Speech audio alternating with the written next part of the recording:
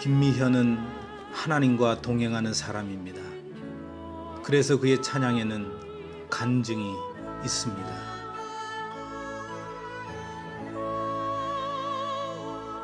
김미현은 하나님의 용서를 선택한 사람입니다. 그래서 그의 찬양에는 눈물이 있습니다.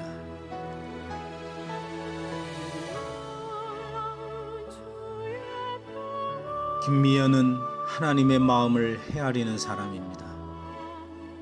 그래서 그의 찬양에는 위로가 있습니다.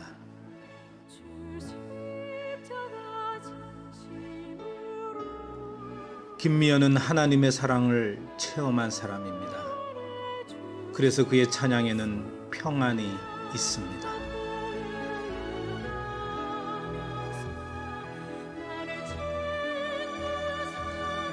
김미현은 하나님의 미래를 기대하는 사람입니다. 그래서 그의 찬양에는 축복이 있습니다.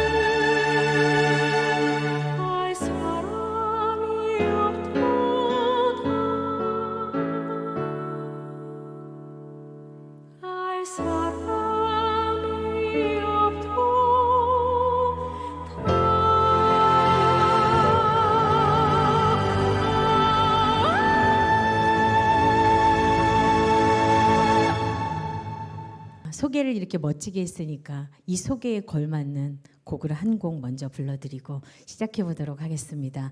성악가, 이 이름이 저에게는 그냥 일로 불려지는 성악가의 이름은 저의 이름이기도 합니다.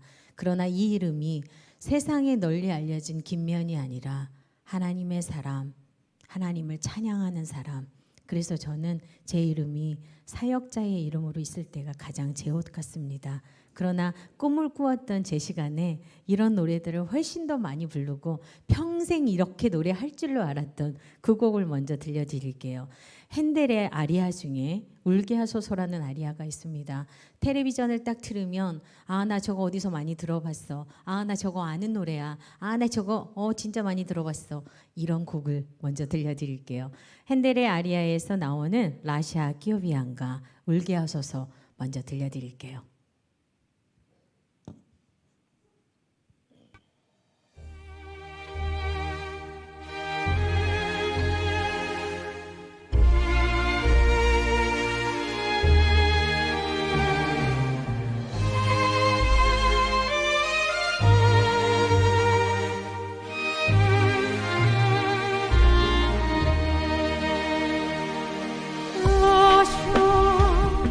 Io bianca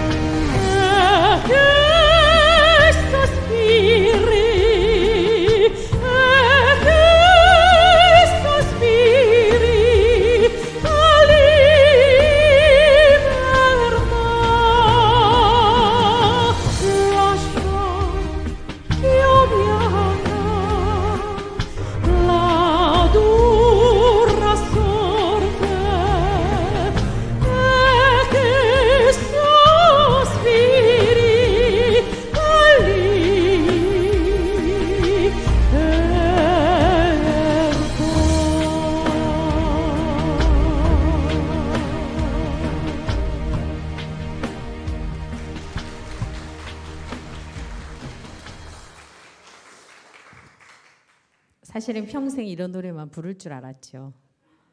그리고 이런 무대에서 제가 서 있을 거라고 사실은 기대를 했었어요.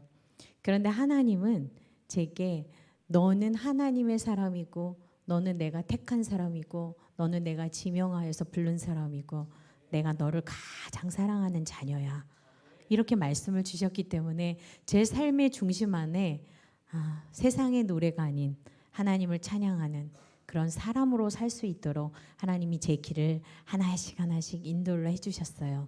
그래서 그 인도 가운데 온 제가 오늘 서 있는 이 자리는 가장 제게 큰 무대이고 가장 큰 자리이고 가장 하나님이 정말 내가 너를 이렇게 사랑해 라고 확증시켜주는 그런 시간의 오늘입니다. 오늘 저에게 가장 큰 무대를 허락하신 그 하나님께 감사의 기도를 드립니다. 그래서 제 찬양의 고백이 바뀌었어요. 어떻게 바뀌었냐면 이 찬양을 먼저 고백을 드리고 제 삶의 여정을 잠시 여러분과 나누겠습니다. 1000번이라는 숫자는 많다라고 할 때 1000번을 이야기하죠. 어떻게 고백할 때 그리고 내가 무슨 말로 주님께 고백을 할 때 하나님이 가장 기뻐하실까요? 그냥 아버지, 아버지, 아버지. 다른 말이 하나 필요 없는 그 단어 하나만으로도 하나님은 그래 알아, 그래 알아, 맞아 이렇게 해주시거든요. 오늘 그 주님의 이름을 불러보겠습니다. 그 예수를 불러보겠습니다. 1000번이란 숫자 이상으로 내가 가슴으로 깊이 고백했던 그 이름 1000번을 불러도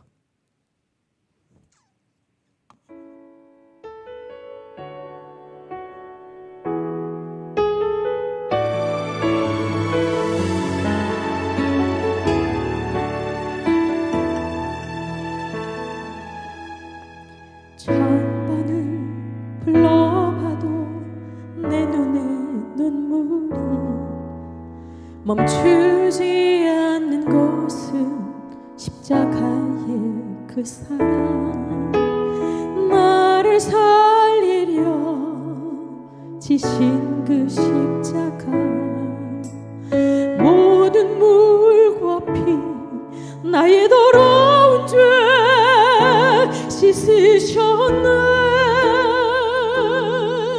나를 향한 그 사랑 생명을 내어주사 영원한 생명을 내게 주심을 감사해 1000번을 불러도 내 눈에는 눈물이 멈추지 않는 것은 십자가의 그 사랑 살리려 하늘 보좌 버리신 나를 사랑하신 분 그분이 예수요 1000번을 불러봐도 내 눈에 눈물이 멈추지 않는 것은 십자가의 그 사랑 나를 살리려 지신 그 십자가 모든 물과 피 나의 더러운 죄 씻으셨네 나를 향한 그 사랑 생명을 내어주사 영원한 생명을 내게 주심을 감사해 1000번을 불러도 내 눈에는 눈물이 멈추지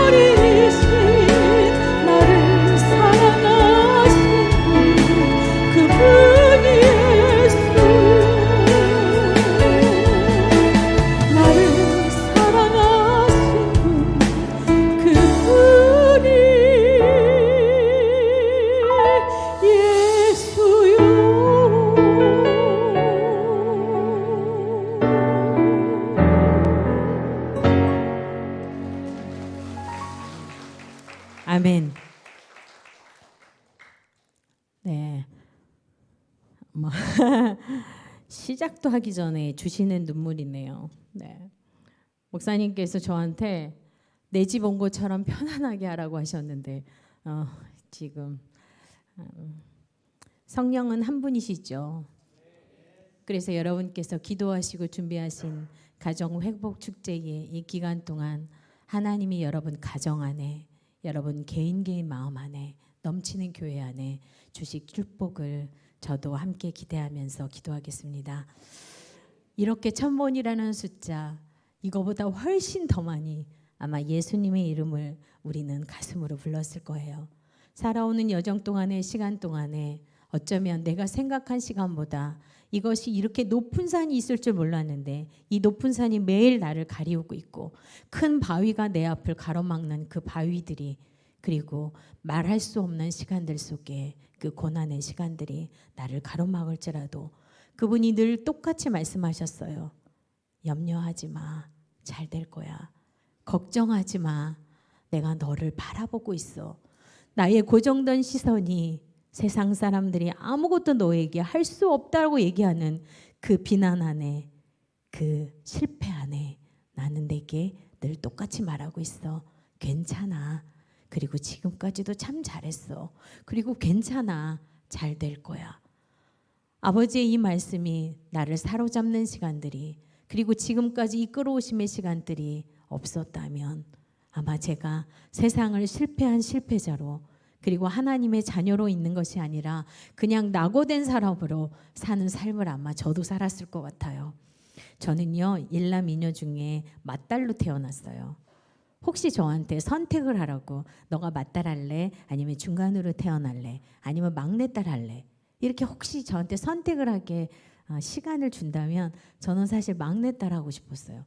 그냥 막내 하고 싶었어요. 좀 어리광도 피우고 뭔지 모르지만 그냥 이렇게 하면 잘 될 것 같아. 막내는 그냥 뭔지 모르지만 다 편할 것 같아. 이런 마음으로 제가 막내딸 하고 싶었는데 제 의지와 하나도 상관없이 저는 맏딸로 태어난 거죠.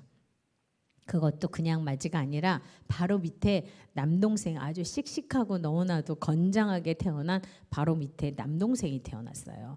그러다 보니까 이 남동생이 태어나면서 저희 엄마가 저희 둘을 감당하기가 힘들어지시니까 저를 시골에 보내셨어요. 강원도 저기 고성 통일전망대가 있는 아주 시골 골짜기로 저희 외할머니 외할아버지가 계신 시골로 저를 보내게 되었어요.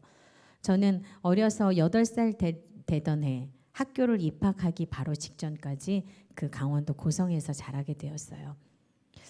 인생의 가장 좋은 시간을 대어 나한테 얘기해라. 그리고 가장 값진 시간이 언제였어라고 얘기를 하면 다 기억할 수는 없지만 제가 어려서 자랐던 시골에서의 그 시간, 외할머니 외할아버지 밑에서 자랐던 그 시간이 제 인생의 가장 값진 시간, 그리고 가장 행복했던 시간, 그리고 내게는 큰 유산을 물려받는, 신앙의 유산을 물려받는 시간이 그때였다고 생각을 해요.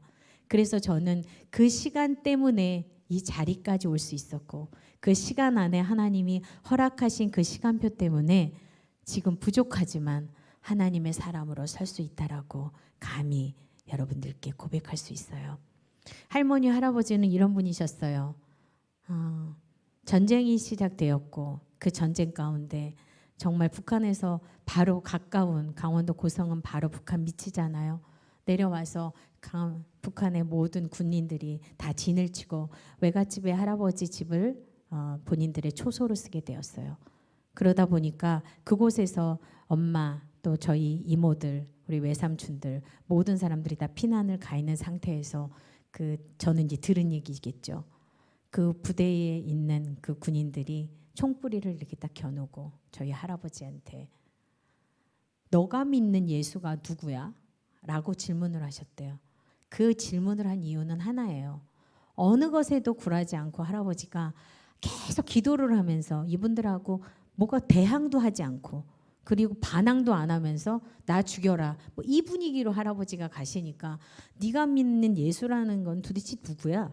어떤 사람이야? 라고 물어봤을 거 아니에요. 그러면서 마지막에 하는 거 있잖아요. 너 예수 믿을래? 지금 죽을래? 그런데 할아버지는 눈 하나를 정말 깜짝하지 않고 나는 지금 죽어도 괜찮다. 천국이 있으니까. 그러고 나 죽여라. 너희들이 나를 죽여서 너희들에게 득이 되는 게 있다면 죽여도 좋다. 그러나 이 세상에서 유일하게 너희들에게 구원을 주실 수 있는 예수를 믿어라. 그러니까 그 총을 겨누고 있던 군인이 총을 쏘지를 못한 거예요. 겁나는 거죠. 죽이라고 하는 사람 앞에는 죽일 수가 없는 거예요. 그 단호함에. 그러니까 죽이지를 못하고 총을 못 쏘셨대요. 전쟁이 끝나면서 저희 할아버지는 똑같은 삶을 사셨어요. 그 가운데서도 그 이후도. 그리고 제 어려서의 기억에 할아버지 할머니의 모습은 그랬어요. 교회 3개를 건축을 하셨어요. 교회 3개를 강원도에 감리교 3개를 건축을 하셨고, 그리고 제일 처음에 제가 어려서 다녔던 교회는 금화정이라고 하는 시골에 금화정 감리교였어요. 지금은 교회 이름이 바뀌었어요. 하얀 언덕 위에 아주 조그맣게 예쁜 교회였어요. 그 교회의 땅을 헌납하시고 그 교회에 성전을 지으시고, 그리고 그 교회의 그 주변 부지를 다 사셔서 늘 할머니 할아버지가 했던 일이 아침에 이거예요. 새벽 성전에 가서 새벽 예배를 드리시고 오시면 가장 좋은 물건, 가장 좋은 과일들을 계속 이렇게 따셔가지고 그걸 이렇게 모아놓으셨다가 다음 날 아침에 교회를 가실 때 목사님 사택에 가셔가지고 가장 좋은 과일들, 과수원을 하셨거든요.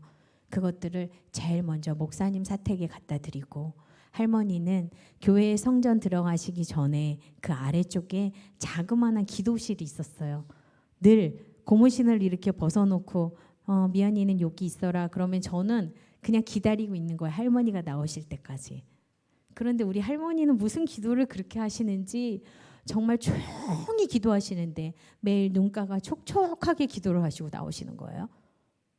그거를 날마다. 그런 다음에 할아버지가 교회 성전 목사님 사택에 가서 그렇게 좋은 과일들을 목사님께 드리고 곱게 인사를 하시고 오셔가지고 이제 집에 오시면 이렇게 텀마루에 이렇게 조그만 탁자를 놓고 성경책을 딱, 오래되신 성경책 찬송가가 지금은 합본이지만 그땐 따로였잖아요.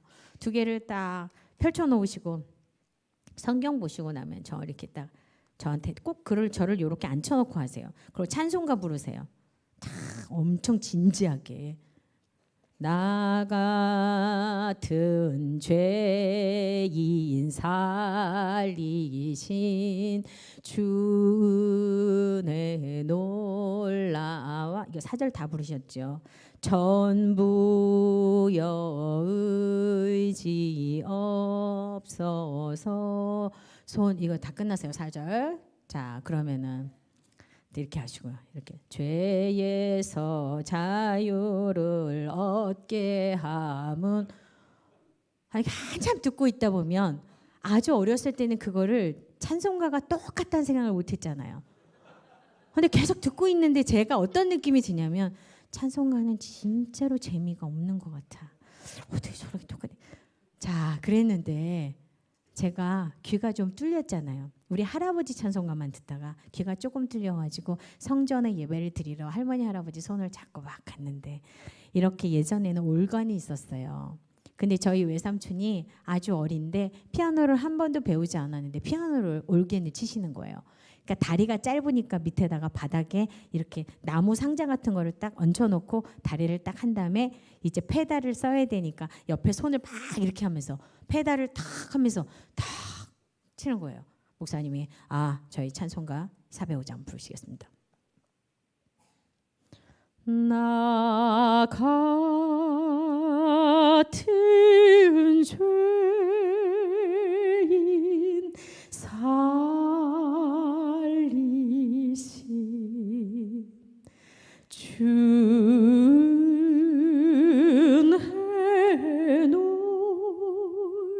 놀라워 이뤘던 생명 찾았고 광명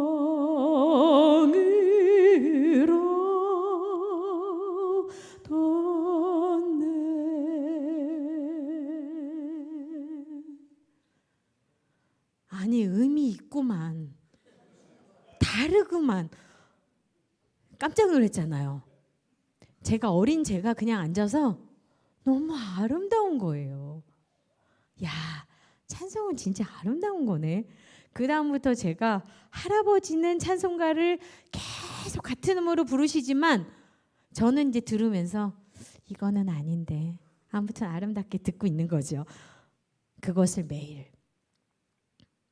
그리고 시간이 지난 뒤에 제가 수많은 합창단이, 수많은 성악가들이, 수많은 사역자들이, 수많은 목사님들이 너무나 아름답게 멋지게 부른 찬송가를 들었어요. 그런데 제 가슴에 남아있는 가장 아름다운 찬송가는 음이 똑같고 가사만 바뀌는 찬송가지만 할아버지가 불러주셨던 찬송가가 이 세상에서 가장 아름다운 찬송가였어요. 그래서 그때 제가 기도했어요. 하나님, 제가 어린이 되면 하나님, 제가 하나님을 정말 아름답게 찬양하는 사역자의 삶을 살 때 찬송가 꼭 부르게 해주세요. 그리고 그 찬송가를 부르겠다는 약속을 40살이 넘어서야 하나님께 올려드리고 할머니 할아버지에게 내가 말로 약속하지 않았던, 가슴으로 약속했던 그 찬송가 음반을 40살이 넘어서 40년이 지난 뒤에야 그 약속을 지켰어요. 여러분에게 고백은, 하나님을 만난 첫사랑의 고백은 어떤 고백이 있나요? 저는 이렇게 하나님을 만난 첫사랑의 기억이 외갓집에서 엄마 아빠하고 떨어져 있고 누가 그냥 나를 바라봐 주지 않아도 하나님이 바라보시는 시선과 할머니 할아버지의 기도 속에 할머니 할아버지가 드려셨던 그 하나님을 향한 사랑의 그런 삶으로의 고백 가운데에 그냥 스며드는 하나님의 사랑이 내게 스며들고 하나님의 그 주신 그 마음들이 내게 스며드는 시간으로 저는 자랐어요. 8살이 될 때까지 엄마 아빠가 왜 나를 보러 안 오시든지, 그리고 엄마 아빠가 왜 나를 안 찾는지, 그리고 나는 왜 이 시골에 보내와서 살고 있는지 그게 하나도 중요하지 않았어요. 별로 궁금하지도 않았어요. 그런데 8살이 되던 해에 학교에 가야 되니까 갑자기 할머니 할아버지가 저보고 너는 니네 집에 가라는 거예요. 니네 집. 내가 여기가 내 집인데 나보고 니네 집을 가라니까 제가 당황한 거죠. 나는 여기가 좋으니까 난 그냥 여기가 좋사오니 여기서 살겠다. 학교를 가야 되니까 가라는 거예요. 그래서 어쩔 수 없이 제가 그 버스를 8시간을 덜컹덜컹 고속버스를, 그게 고속버스인지 시내버스인지 무슨 버스인지 아무튼 그런 버스를 타고 할머니 손에 이끌려서 서울이라는 곳을 처음 왔잖아요. 그리고 와봤더니 어디서 많이 본 듯한, 그렇지만 엄청 낯설은 엄마, 아빠, 동생 2명. 큰일 난 거죠. 나는 어떻게 살아야 할까? 8살짜리가 그걸 나는 어떻게 살아야 될까를 생각했어요. 앞으로 큰일 났다. 나는 여기서 어떻게 살아야 되지? 그리고 나는 여기서 꼭 살아야 할까? 하루하루가 너무 괴로운 거예요. 너무나 낯설어요. 이 낯설음이 그냥 저를 아주 위축되게 하는 낯설음으로, 엄마 아빠가 그냥 남 같은 거죠. 그냥 남이에요. 그냥 엄마라고 하는데, 아빠라고 하는데, 내 동생들 2명은 편을 딱 먹었어요.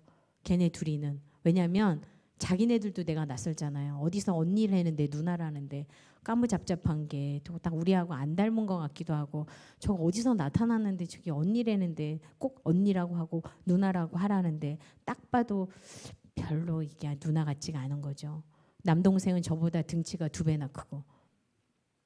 둘이 연대를 했어요. 그래갖고 뻑하면 둘이 팔짱 딱 끼고 저를 딱 쳐다보고 너 니네 집에 가 그러는 거예요. 이것들이 진짜 너 니네 집에 가 그러는 거예요. 저가 짐 많이 쌌어요. 8살 때 가려고. 그런데 갈 수가 없어서 한 번도 성공을 못 해봤어요. 그러던 중에 저희 엄마는 작은 의상실을 하셨어요. 옛날에는 유리창으로, 이렇게 큰 유리창으로 된 그런 유리문이 크게 되어 있었어요. 근데 자고 있는데 갑자기 어느 날 그 유리창 큰 문이 쾅 소리를 하면서 열리는 거예요. 그러더니 제가 지금까지는 한 번도 들어보지 못한 언어들이 막 나오는, 욕이 막 나오는 거예요. 술을 너무너무 많이 취하신 저희 아빠가 문을 여는 소리였던 거죠. 그리고 저희 이름을 한 명 한 명씩 다 부르는 거예요. 그때는 이미 새벽 시간이에요. 그리고 딱 문을 열고 들어오시더니 그 의상실에 있는 집기들이 있어요. 무슨 곡자, 가위, 의상실에서 썼던 미싱이 있으면서 그것들을 손에 닿는 대로 다 집어 던지는 거예요. 왜 그렇게 화가 나셨을까요? 뭐가 그렇게 화가 났을까? 고래고래 소리를 지르시면서 저는 의상실에 있는 언니들하고 잠을 잤어요. 엄마 아빠가 낯설었던 건지 아니면 그냥 뭐가 불편한지 그냥 제가 언니들하고 잠을 잤어요. 제가 딱 뛰쳐나왔는데 뭘 해야 되는지 우선순위가 생기지가 않는 거예요. 그냥 딱 나왔는데. 근데 제가 반사적으로 한 행동이 있어요. 자고 있는 내 동생들 2명을 끌고 나와가지고 동생들 둘을 데리고 귀를 이렇게 막아줬어요. 그 욕을 듣지 말라고. 나중에 생각하니까 귀 막아도 다 들렸을 것 같아요. 왜냐하면 제 손이, 요만한 손이 걔네들 이렇게 귀를 막아준들 걔네가 그게 안 들렸을까요? 근데 그 말을 듣게 하고 싶지가 않았어요. 그리고 귀를 막아놓고 뭘 해야 되지를 계속 머리로 생각했어요. 그런데 욕으로 나치던 아빠가 계단 한 3-4개 정도 올라가면 주무시던 방이 있었어요. 주무시고 계시던 엄마의 머리채를 끌고 그냥 내려오시는 거예요. 그리고 주먹으로 얼굴부터 때리시는 거예요. 제가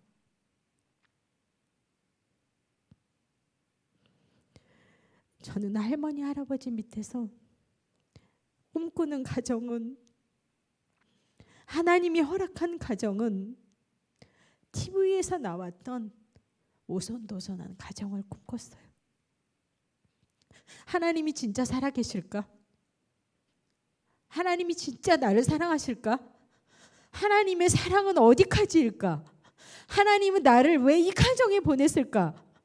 나는 이런 가정에서 태어나고 싶지 않았어요. 나는 이런 삶을 절대로 내가 선택하고 싶지 않았어요. 뭘 해야 되지? 8살짜리가 뭘 하겠어요? 막을 수도 없어요. 너무 작아요. 부엌에 가서, 반사적으로 부엌에 가서 칼을 치웠어요. 그냥 반사적으로. 그게 있으면 안 될 것 같아서 숨겼어요. 그렇게 맞으면서 아무런 말도 아무런 대응도 아무것도 하지 않는 엄마를 바라봤어요. 마치 익숙한 것처럼.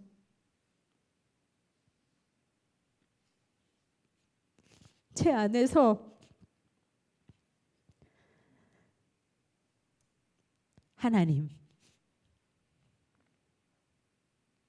하나님이 내 삶을, 저희 할머니가 맨날 잠자는 머리맡 위에 제 손을 얹으시고, 너는 하나님이 가장 사랑하는, 가장 보배롭고 가치 있고 존귀한 아이야. 하나님이 네 삶을 책임질 거야. 저희 할머니 저한테 매일 그렇게 저녁마다 기도해 주셨어요. 저는 아멘이 무슨 뜻인지도 모르고 처음에 그냥 아멘 했어요. 정말 하나님은 나를 보배롭고 가치 있고 존재 있는 아이로 하나님 나를 선택하신 건 맞을까? 지속되는 그 시간 속에 제가 문을 열고 나가서 가장 빨리 있는 교회가 어딘가를 쳐다봤어요. 그리고 이렇게 둘러보니까 제가 지금부터 막 뛰어가가지고 달려가면 한 3분 정도 거리에 교회가 있는 거예요. 십자가가. 제가 글로 막 뛰어서 달려갔어요. 그리고 교회를 내려갔더니 교회 지하에 유년부실, 이렇게 초동부실 딱 써 있어요. 일단 유년부실을 열고 들어갔어요. 교회가 약간 리모델링 중이었어요. 그냥 유년부실에 들어가서 십자가를 바라보고 제가 기도했어요. 하나님, 없게 해주세요. 제가 이런 기도를 했어요. 하나님께 간절하게 엎드려서 한 저의 첫 기도는 하나님 없게 해주세요. 뭐를? 아빠를. 그냥 그 기도만 했어요. 하나님 없게 해주세요. 그리고 두 번째, 하나님 저 정말 사랑하시면 저한테 말해주세요. 저한테 말해주세요. 내가 뭘 해야 되는지 나한테 말해주세요. 그런데 하나님이 저에게 이렇게 들려주셨어요. 딸아, 내가 너를 너무 사랑해. 내가 너를 지명하여 불렀어. 딸아, 너는 내 것이야. 더 이상 제가 아무것도 할 수가 없었어요. 그리고 세 번째 제 기도는 하나님, 그럼 제게 꿈을 주세요. 하나님, 제게 꿈을 주세요. 내가 뭘 할 수 있는지 내게 꿈을 주세요. 그리고 저는 그 세 가지의 기도를 하고 그 성전을 나왔어요. 그 반복이 언제까지였냐면 제가 집에 들어가서 밤이 되면 귀가 소머즈처럼 이렇게 커져 있어요. 오늘은 아빠의 발자국 소리가 어떻게 들릴까? 오늘은 창문이 조용히 열릴까? 세게 열릴까? 기억할 수 없는 수많은 시간들의 반복. 중학교 2학년이 될 때까지 멈추지 않는 시간들이었어요. 저는 굉장히 내성적인 아이로 자랐고 그 내성적일 수밖에 없는 건 말하기가 싫었어요. 누가 나를 아는 것도 싫고 누가 나한테 뭘 질문하는 것도 싫고 누가 나한테 뭐라고 이런 말을 하는 것 자체가 제가 그거 싫어하는 아이였던 거예요. 그리고 두 번째로는 제가 완벽주의 아이로 자라고 있었어요. 제가 밖을 나가면 동네 아주머니들이 혀를 차는 소리가 들리는 거예요. 아휴, 저 집 구석 어제도 난리 났었어. 119 왔다 갔잖아. 그리고 중학교 2학년 저희 아빠가 저희들을 불러놓고 내가 너희들을 데리고 나갈 거면 고아원에다 데려다 줄 거야. 아빠 따라 나갈래? 아니면 엄마랑 살을래? 아니면 그냥 나가려면 조용히 그냥 나가시지 뭘 또 물어봐요. 그거를 선택도 아닌데. 아니 저희가 3명 쪼로롱 앉아가지고 답을 줄 수가 없잖아요. 이게 좀 같이 가면 좋은 건가? 이렇게 있으면 아무 말 안 했죠. 그러니까 집안의 모든 엄마가 모아놓으셨던 이불, 왜 옛날에는 그렇게 이불 속에다 돈을 숨겨놓으신 거예요. 이불 속에다 숨겨놓던 돈 다 가지시고 집을 나가셨어요. 그게 아버지와의 마지막이었어요. 제 삶에 아버지라는 단어는, 내가 다정히 불러봤던 아빠라는 단어는 한 번도 없었어요. 몰랐어요. 제가 아빠라는 단어를 내 입에서 내지 않았다는 걸. 친구들은 내가 처음부터 아빠가 없는 아이인 줄 알았어요. 왜냐하면 다른 아이들은 우리 아빠가, 우리 아버지가, 나는 그 말을 한 번도 해본 적이 없던 것 같아요. 그런데 하나님은 세상적인 내 아버지, 육적인 내 아버지, 그 아버지의 사랑보다 더 큰 사랑들을 내게 주시기 시작하셨어요. 제가 그렇게 처음에 3분 거리의 교회를 막 달려가가지고 말도 안 되는 기도를 드렸던 첫 교회, 신풍감리교회 영등포에 있어요. 목사님께서는 그때 감리사셨어요. 목사님이 저를 내 육적인 아버지보다 훨씬 더 많이, 본인의 자녀들보다 그냥 더 많이 사랑하셨던, 제게 너무나 큰 사랑을 베푸셨던 제가 그 사랑을 기억을 아니할 수가 없어요. 그렇게 하나님은 사람을 통해서 저의 아픔도 저의 시간도 그리고 제가 받아야 될 하나님의 사랑을 하나님은 정말 크게 내게 베풀기 시작하셨어요. 그리고 제가 꿈을 꿨다 그랬잖아요. 하나님 보여주세요. 저 꿈꾸게 해주세요. 근데 제가 꿈을 꾸기 시작했어요. 그렇게 내성적이고 그 다음에 내 상처 속에 있는 아이인데도 제가 학교를 가서 그리고 교회를 가면 다른 거 아무것도 안 하는데 찬양할 때만 하는 거예요. 찬양할 때만. 그리고 찬양할 때는 제가 저 같지 않아요. 왜냐하면 너무나 큰 소리로 찬양을 하는 거예요. 그러던 어느 날 초등학교 4학년, 예전에는 선명의 합창단이 지금은 월드비전 합창단으로 바뀌었죠. 선명의 합창단이 윤학원 선생님이 고아로 구성된 아이들을 데려다가 먹이고 재우고 입히면서 합창단을 만든 합창단의 모태가 선명의 합창단이에요. 통일교하고 전혀 상관없는 이름이 선명회일 뿐이에요. 처음에 통일교하고 관련 있다고 오해를 많이 받았어요. 전혀 하등에 상관이 없어요. 근데 그 선명회 합창단이 마지막 끝쪽 언니들이 다 커서 대학생이 되고 그 다음에 성인이 되었어요. 그러니까 합창단을 이어가야 되잖아요. 전쟁은 끝났고. 그래서 윤학원 선생님이 오디션을 전국으로 다니시면서 오디션을 했어요. 근데 저희 학교에 온 거예요. 도림초등학교. 그랬는데 저희가 그때 학생이 한 800명 정도 됐었어요. 오디션을 한다고 그러는데 저희 담임 선생님이 저보고 야, 너 이게 무슨 합창단 오디션 하는데 미연아 너 나가봐라 그러는 거예요. 딴 거 같으면 제가 절대 안 했을 거예요. 근데 또 하라 그런다고 또 가가지고 오디션을 했죠. 그 많은 아이들 중에 마지막에 2명이 남았어요. 이 얘기는 2명이 들었다는 얘기일까요? 안 들었다는 얘기일까요? 그렇죠. 들었으니까 얘기하죠. 안 들었으면 제가 절대 안 할 거예요. 그 2명이 제가 딱 된 거죠. 3학년짜리 동생이랑 저랑.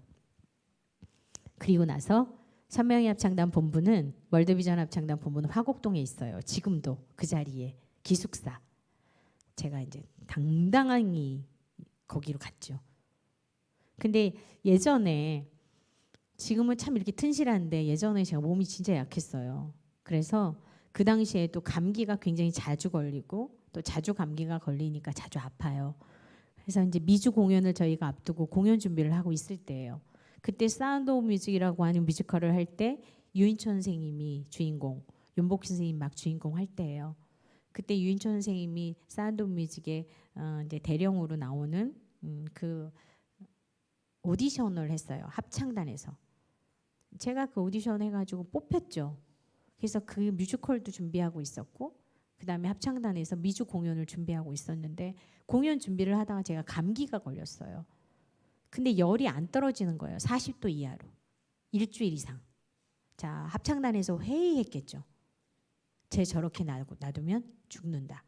왜냐하면 그때는 감기 걸려서 죽었어요. 열이 떨어지지 않으니까.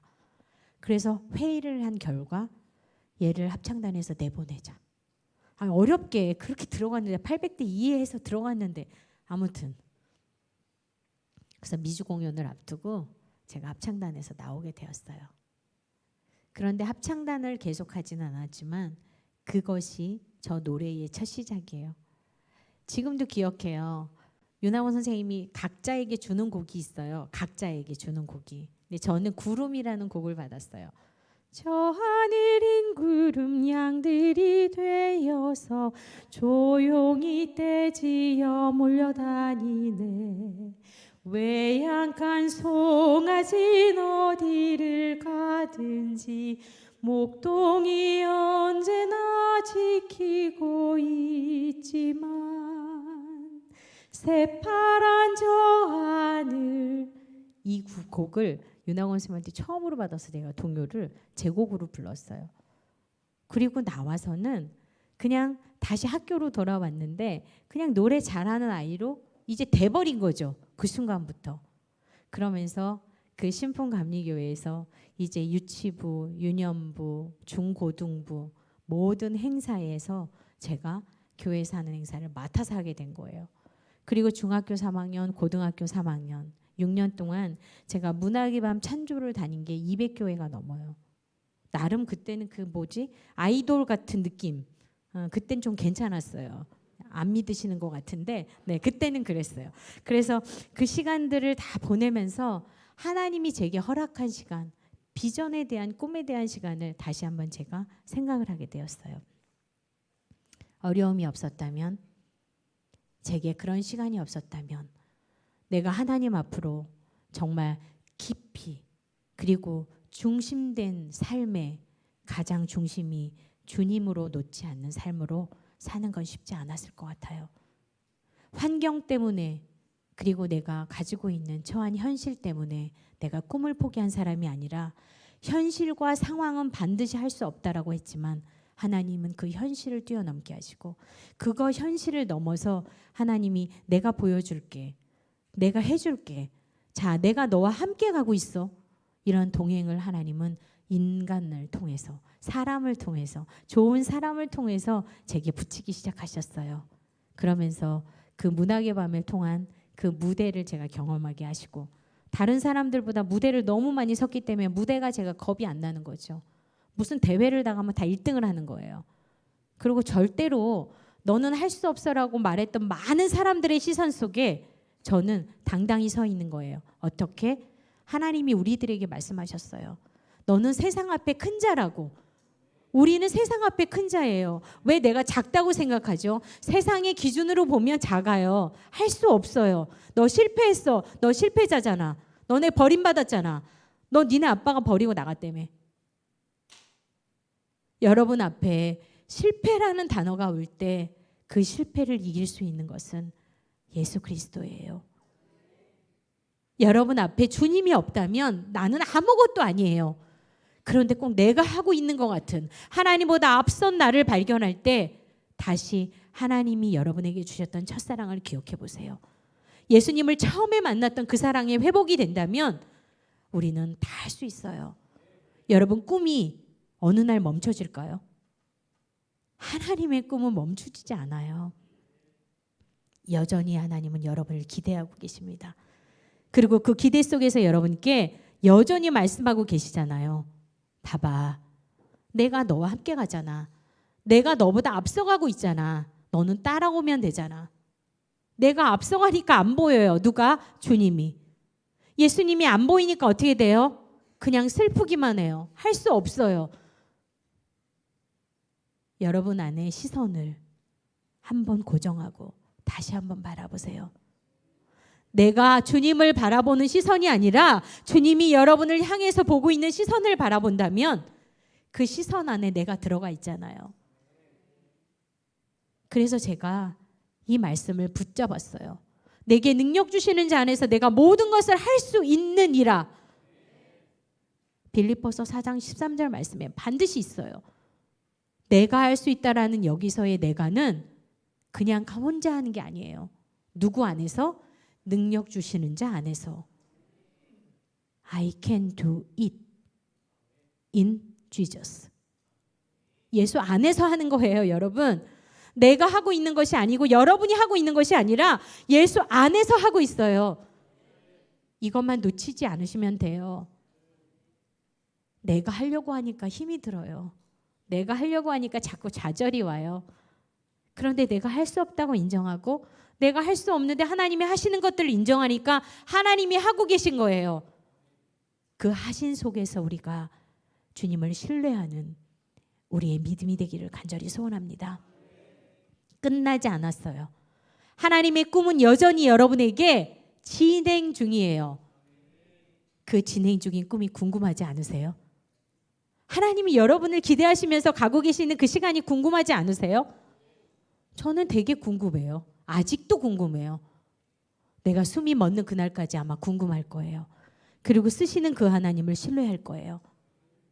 진행하고 있는 하나님의 그 비전을 여러분들이 따라가시는 그 믿음 되시기를 간절히 소원합니다. 그래서 여기 서 있는 제가 하나님이 할 수 있다고 하셨기 때문에 온 것이고 하나님이 그 할 수 있다고 하신 그 믿음 안에 들어있는 게 저예요. 제가 여러분과 눈높이를 같이 하고 오늘 가고 싶다고 그랬죠. 제가 특별하지가 않아요. 그러나 하나님은 여러분 모두가 특별하다고 하셨어요. 너는 특별해? 나한테 특별하잖아요. 하나님에게 특별한 거잖아요. 그 특별하신 은혜가 여러분에게 있습니다. 남이 할 수 없는 은혜가, 남이 할 수 없는 달란트가, 다른 사람은 할 수 없는 것을 여러분이 갖고 계시잖아요. 왜 커야지 다인가요? 엄청 대단한 것들을 해야지 하나님이 하신 걸까요? 저는 보았어요. 그 카자흐스탄 연해주에서 그들을 그냥 버리려고 그냥 태워서 비행기에 태워서 어느 날 갑자기 강제 이주를 하고 그들을 그 큰 차에 태워서 그 망망한 아무것도 없는 광야 같은 사막 같은 곳에다가 그냥 버려놓고 너네들 그냥 살아. 그게 고려인들이에요. 그런데 아무것도 없는 그 척박함 속에 움막을 파서 땅에 굴을 파서 그곳에다가 정착을 해서 아무것도 없는 곳에 살아냄. 그 시간 속에서 살아냄을 겪으신 고려인들을 만났어요. 이제는 1세대는 다 돌아가시고 거의 100년이 다 되었으니까요. 그리고 그분들에게 정말 믿음이 있기를, 그 다음에 한민족이라고 하는 우리의 유산을 그래도 기억하게 하고 싶은 선교사님이 들어가셔서 그분들을 토닥토닥 안으시고 그분들을 케어하시느라고 들어가신 선교사님들을 제가 키르기즈스탄, 카자흐스탄 그분들을 만나고 온 것이 몇 달 전이에요. 누군가를 돌아봐야 할까요? 우리는 내가 힘들다고 생각하니까 남을 돌아볼 여유가 없어요. 그런데 하나님은 저를 사역자로 세우시고 그곳을 발견하게 하시고 그곳을 바라보게 하시고 그들을 만나게 하시고 아주 작지만 작은 것들로 그분을 위로하는 위로자로 세우시고 그분들에게 어떠한 것을 내가 해줄 수 있을까? 하나님의 마음은 어떨까? 그냥 그런 마음이 들어서 저는 하나님이 가라고 하시니까 가는 걸음으로 제가 다음 주 화요일 날 다시 카자흐스탄 우스토베라고 하는 고려인들이 첫 정착지로 있었던 그 마을에, 고려인들이 살고 있는 마을에 찬양 집회로 가요. 불과 3달 전에는 제가 콘서트로 가서 하고 왔어요. 예수를 믿지 않는 분들이 와서 그분들에게 우리나라 언어로 들려지는 한국말을 같이 하는 그 소통의 시간을 가졌고, 이번엔 제가 찬양 집회로 가요. 이렇게 똑같이 나눌 거예요. 주님의 사랑을. 그때는 주님을 대놓고 할 수 없어서 조금만 얘기하고 왔어요. 이번에는 대놓고 하고 오려고요. 그래서 대놓고 하고 오는 시간 안에 하나님이 어떤 마음으로 이분들을 만나면 좋을까? 그런 가운데 하나님이 주신 마음을 주셨어요. 무슬림으로 있는 그들, 거기에는 기독교가 2%예요. 무슬림이 50%가 다 넘잖아요. 지역으로 갈수록 도시 쪽 말고 시골로 돌아갈수록 무슬림이 더 많아요. 무슬림 사원이 무스크가 엄청 많이 있어요. 엄청 잘 지어놨어요. 교회 당연히 없죠. 그분들을 섬기는 헬렌박 선교사님, 아이처럼 하나님이 그냥 가라고 해서 간 땅에 그냥 그들과 같이 생활하고 그들을 섬기고 있는 우리 헬렌박 선교사님이 올해 80이 넘으셨어요. 소녀 같은 그분이 그곳에 남들이 정말 가지 않는 그 땅에서 언어도 다 안 되는데 그냥 하나님이 가라고 하신 그 땅에서 그들을 사랑하면서 그분들을 정말 자녀처럼 이렇게 돌보고 계신 걸 봤어요. 도시락 봉사를 점심마다 계속 하신대요. 그러면서 저한테 긴 톡이 왔어요. 있잖아요, 김현 선생님 봐보세요. 내가 7년 동안 도시락 배달을 했는데 이 도시락 배달한 이곳의 무슬림이 이번에 예수 영접했어요. 7년 걸렸어요. 7년. 할렐루야. 그런데 그 7년의 그 열매가 어떻게 열매가 열렸냐면요. 그분이 거기에서 가장 좋아하는 게 아이들이 피자 먹는 거래요. 그래갖고 피자랑 콜라랑 바나나 사가지 갔다는 거예요. 그리고 9가족이 앉아가지고 같이 먹었대요. 그리고 그날 영접했다는 거예요. 근데 제가 갑자기 계속 기도하고 있는데 한 가족이게 한 가정한테 식사비를 후원하면 얼마나 좋을까? 그냥 그 마음이 들은 거예요. 그래서 이건 내 맘대로 정한 거예요. 얼마를 해야 되지? 근데 제가 카자흐스탄 키르기스탄에서 피자 먹고 이런 거 먹어보니까 한 3만 원 뭐 그랬던 것 같아요. 우리나라 돈하고 싸지도 않아요. 아, 3만 원 이거 좋다. 1인 한 가정 돕기 좋아. 그리고 그냥 기도하면서 그냥 제가 일단 조금 심었어요. 왜냐하면 시드머니 있어야 될 거 아니에요.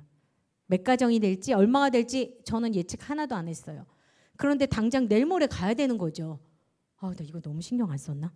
어제 기도하면서 10분에게 톡 보냈어요. 개인톡 쫙.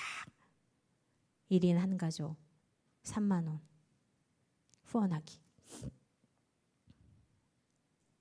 제가 씹고 어제까지 31가정. 제가 그냥 울었어요. 어제. 그리고 이 얘기를 잠깐 목사님하고 나눴는데 목사님께서 갑자기 봉투를 주시면서 이거 박대길 이거 제가 하는 겁니다. 교회에서 하는 거 아닙니다. 카자흐스탄 가실 때 네, 목사님도 모르셨죠. 제가 내일 모레 가는 거. 그리고 우리 1인 가족 식사원금 저한테 심으셨어요. 저 봉투 안 봐서 몰라요. 얼마인지. 하나님이 하시는 일은 여러분 이런 거예요. 저는 아무것도 아니에요. 하나님이 저를 쓰시는 통로잖아요. 저는 여러분께 오늘 이렇게 고백하면서 제 삶이 뭐가 그렇게 기쁘고 해피해서 하지만 저 불쌍하지도 않아요. 그리고 그게 아프지 않아요. 이제는 제 아픔이 제 대신 화관을 슬픔 대신 희락을 십자가가 부활이 있어서 우리에게 하나님이 허락하신 십자가인 것처럼 부활을 꿈꾸는 우리들 그것이 우리들의 삶이에요. 제 눈물이 슬퍼서가 아니라 이제는 하나님이 저를 이렇게 사용하시는 하나님이 너무 감사하고 그것이 너무 기뻐서 흘리는 눈물이에요. 우리는 이런 기쁨의 눈물을 이런 십자가의 부활을 우리가 맛보는 여러분 되시면 좋겠습니다. 그래서 기도해 주세요.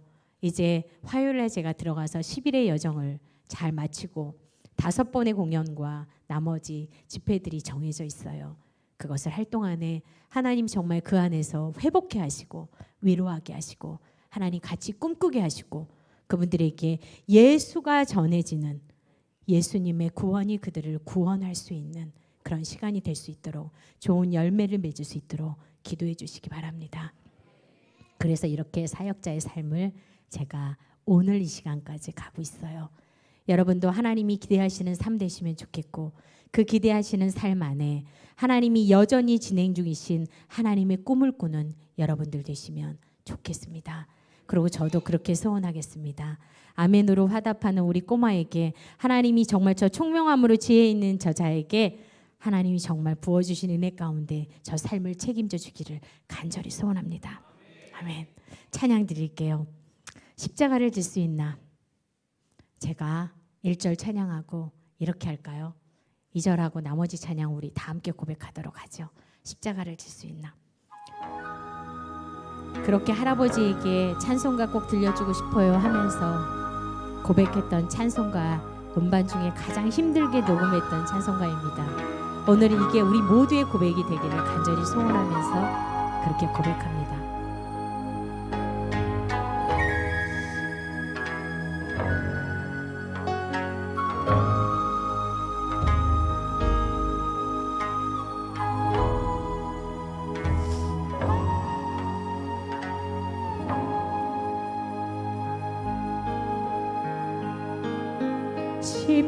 십자가를 질 수 있나 주가 물어보실 때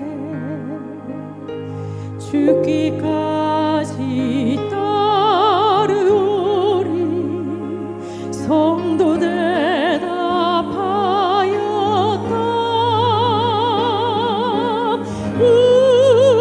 우리의 심령 주의 것이니 주님의 형상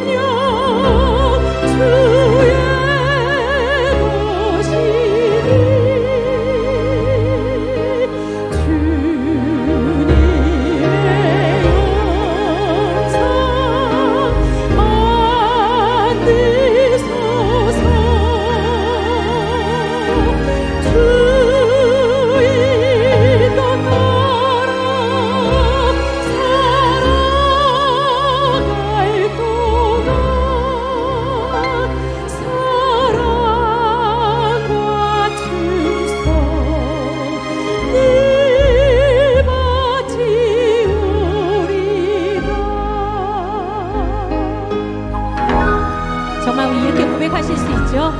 주님이 물어보실 때에 예스라고 대답하시는 넘치는 교회 성도님 되시기 바랍니다. 그래서 죽기까지 따르오리, 주님께 이렇게 고백하는 우리의 심령 되면 좋겠습니다. 우리 4절은요, 두 손 높이 들고 한번 고백할까요? 내 고백으로 드리는 거예요. 여러분의 고백으로 드리는 거예요. 우리 두 손 높이 들고 우리 4절 함께 고백할게요. 아버지, 이렇게 살아보겠습니다. 이렇게 살아보겠습니다. 아멘으로.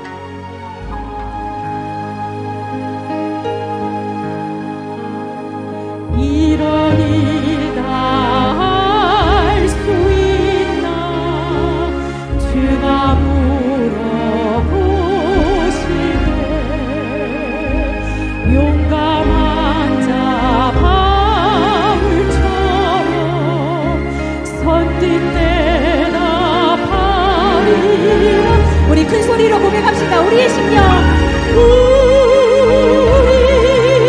심령 주의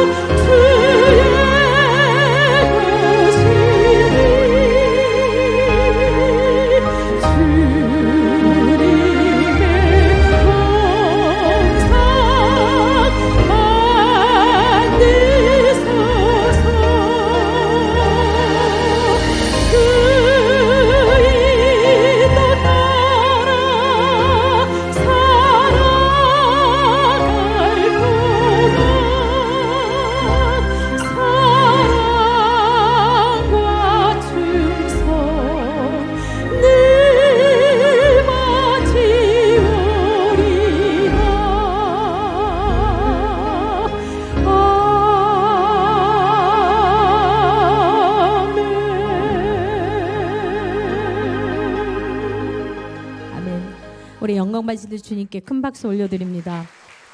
아멘. 오늘은 마지막 곡을 좀 바꿔서 불러볼게요. 우리 어린 친구들이 많고 우리 청장년들도 많고 이 곡 들려드리고 싶었어요. 요게벳의 마음은 우리 엄마, 아빠, 우리 모두의 마음이죠. 가족이 회복된다는 건 엄마, 아빠가 건강해야 해요. 그래서 자녀들을 향해서 무엇을 줄까? 어떤 선물이 가장 좋을까? 제가 신앙의 유산을 얘기했죠. 엄마, 아빠가 줄 수 있는 신앙의 유산을 저는 받지 못했어요. 그러나 할머니, 할아버지가 주셨던, 내가 모태신앙이고 저희 엄마가 하나님을 아주 잘 믿었던 예수의 사람이었지만 믿지 않는 남편과의 그 시작이, 그리고 그것들이 하나님을 멀리할 수밖에 없었고 그 상황들이 있었던 그 시간 속에, 그러나 하나님은 저를 미리 예정하여서 택하셨고 할머니, 할아버지의 그 신앙의 유산이 저에게는 가장 큰 선물로 이 시대를 살아가면서, 지금까지 살아가면서 제가 가장 큰 선물이에요. 여러분들 부모님이 자녀들에게 줄 수 있는 가장 귀한 선물, 신앙의 유산을 선물로 주시기 바랍니다. 그래서 마지막 찬양할게요. 요게벳의 노래.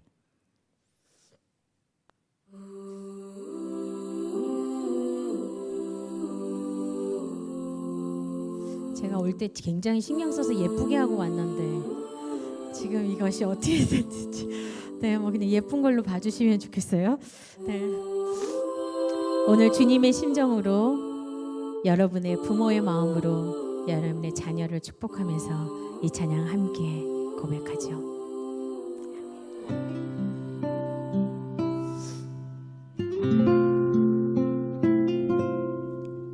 작은 갈대 상자 물이 새지 않도록 역청과 나무 진을 칠하는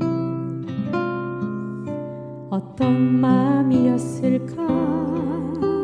그녀의 두 눈엔 눈물이 흐르고 흘러 동그란 눈으로 엄마를 보고 있는 아이와 입을 맞추고 상자를 덮고 강가에 띄우며 간절히 기도했겠지. 정처 정처없이 강물에 흔들 흘러내려가는 그 상자를 보며 눈을 감아도 보이는 아이와 눈을 맞추며 주저앉아 눈물을 흘렸겠지. 너의 삶의 참 주인, 너의 참 부모이신 하나님 그 손에 너의 삶을 맡긴다. 너의 삶의 참 주인, 너를 이끄시는 주 하나님 그 손에 너의 삶을 드린다. 어떤 마음이었을까요? 요게벳의 마음은. 그게 여러분의 마음이 되기를 소원합니다. 그게 하나님의 마음이시기 때문입니다. 어떤 마음이었을까? 그녀의 두 눈에 눈물이 흐르고 흘러 정처없이 강물에 흔들 흘러내려가는 그 상자를 보며 눈을 감아도 보이는 아이와 눈을 맞추며 주저앉아 눈물을 흘렸겠지. 너의 삶의 참 주인, 너의 참 부모이신 하나님 그 손에 너의 삶을 맡긴다. 너의 삶의 참 주인, 너를 이끄시는 주 하나님 그 손에 너의 삶을 드린다. 그가 널 구원하시리,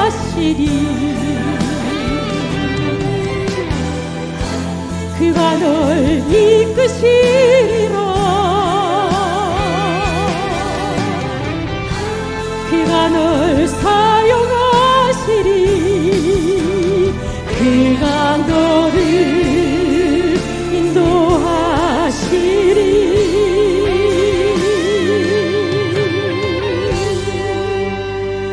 너의 삶의 참 주인, 너의 삶의 참 주인, 너의 참 부모이신 하나님 그 손에 너의 삶을 맡긴다. 너의 삶의 참 주인, 너를 이끄시는 주 하나님 그 손에 너의 삶을 드린다. 너의 삶의 참 주인, 너의 참 부모이신 하나님 그 손에 너의 삶을 맡긴다. 너의 삶의 참 주인, 너를 이끄시는 주 하나님 그 손에 너의 삶을 드린다. 어떤 마음이었을까? 그녀의 두 눈에 눈물이 흐르고 흘러.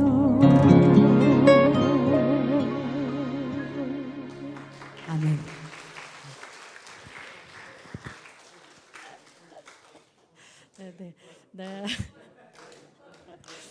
네. 눈치채셨군요. 그런데 제가 이런 앵콜을 할 거라고 생각하셨으면 이거 아닌데요.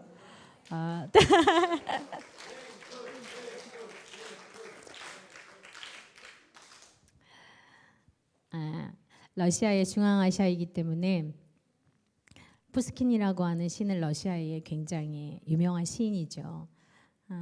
마지막 앵콜곡이니까 제가 가곡을 하나 들려드릴게요. 이 곡은 신작 가곡이고요. 푸스킨의 시에 김효근 선생님이 작사 작곡을 하신 곡을 제가 불러드릴 텐데요. 중앙아시아의 카자흐스탄에서 제가 이것을 일부러 영상으로 만들었어요. 왜냐하면 한국말을 잘 모르시지만 언어는 아시기 때문에 가사를 띄워드리면 아실 거라고 생각해서. 러시아에 계신 분들이 우리나라의 언어들을 모르시는데 러시아에 계신 분들조차도 한국 가곡의 아름다움을 느끼시고 많이 감동을 받으셨던 곡이에요.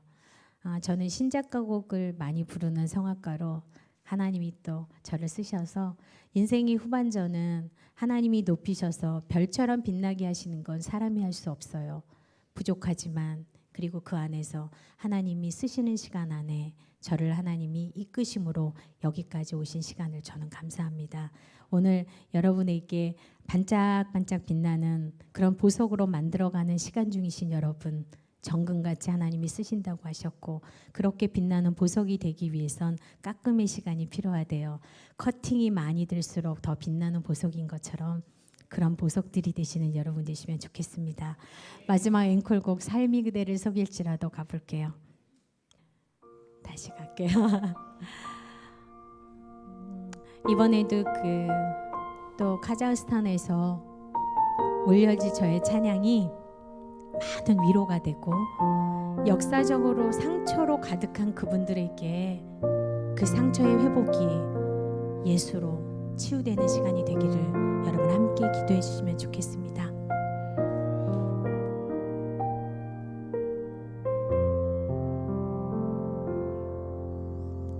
삶이 그대를 속일지라도 슬퍼하거나 화내지 마. 슬픈 날들을 참고 견디면 즐거운 날들 오리니. 세상이 그대를 버릴지라도 슬퍼하거나 화내지 마. 힘든 날들을 참고 견디면 기쁨의 날 꼭 올 거야.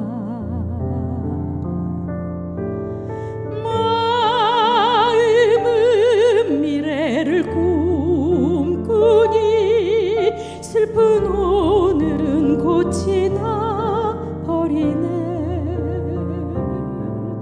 걱정 근심 모두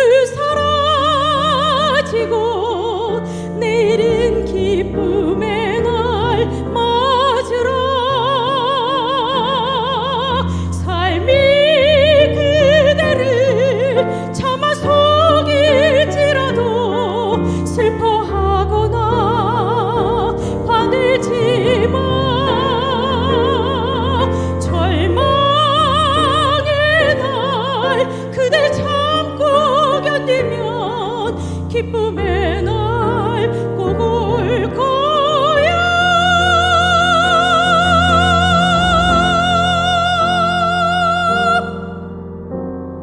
삶이 그대를 속일지라도 슬퍼하거나 화내지 마. 힘든 날들을 참고 견디면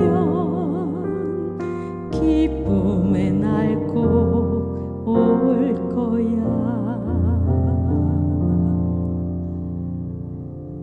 이렇게 참고 견디는 시간 뒤에 우리가 손을 잡고 천국 소망하면서 하나님이 우리에게 주신 그 소명을 잘 감당하면서 가는 여러분 되시면 좋겠습니다. 사랑하고 축복합니다. 그리고 오늘 이 안에 성령이 가득한 이 시간이 저에게도 큰 선물이었습니다.